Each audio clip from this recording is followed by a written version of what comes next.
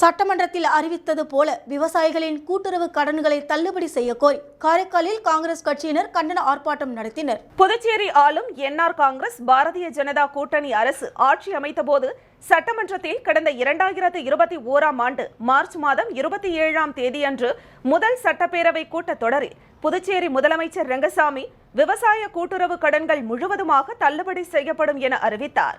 2.5 ஆண்டு காலம் கடந்த பிறகும் இதுவரை அது குறித்த எந்த அரசாணையும் வெளியிடப்படாததால் விவசாயிகள் மீண்டும் கடன் பெற முடியாத சூழ்நிலை உள்ளது. இதனால் விவசாயிகள் பெரும் இன்னல்களை சந்தித்து வருகின்றனர்.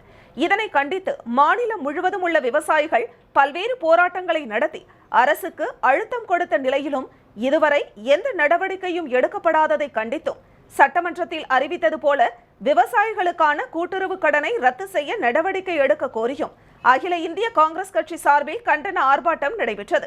மாவட்ட தலைவர் சந்திரமோகன் தலைமையில் நடைபெற்ற கண்டன ஆர்ப்பாட்டத்தில் முன்னாள் முதலமைச்சர் நாராயணசாமி, காங்கிரஸ் முன்னாள் மாநில தலைவர் ஏவி சுப்பிரமணியன், முன்னாள் அமைச்சர் கமலக்கண்ணன், காங்கிரஸ் சட்டமன்ற கட்சி தலைவரும் லாஸ்பேட்டை தொகுதியின் சட்டமன்ற உறுப்பினருமான வைத்தியநாதன், இளைஞர் காங்கிரஸ் தலைவர் ரஞ்சித் உள்ளிட்ட 500க்கும் மேற்பட்டோர் நேரு நகர் கடைவீதியில் இருந்து ஊர்வலமாக வந்து அரசு தொடக்க வேளாண்மை கூட்டுறவு வங்கி எதிரே கண்டன ஆர்ப்பாட்டத்தில் ஈடுபட்டனர்.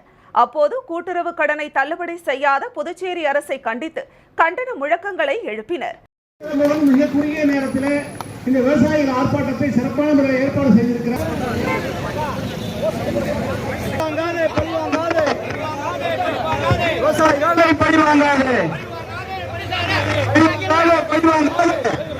பிரகாஷ் அவர்கள் பழி வாங்காதே, எல்லாரும்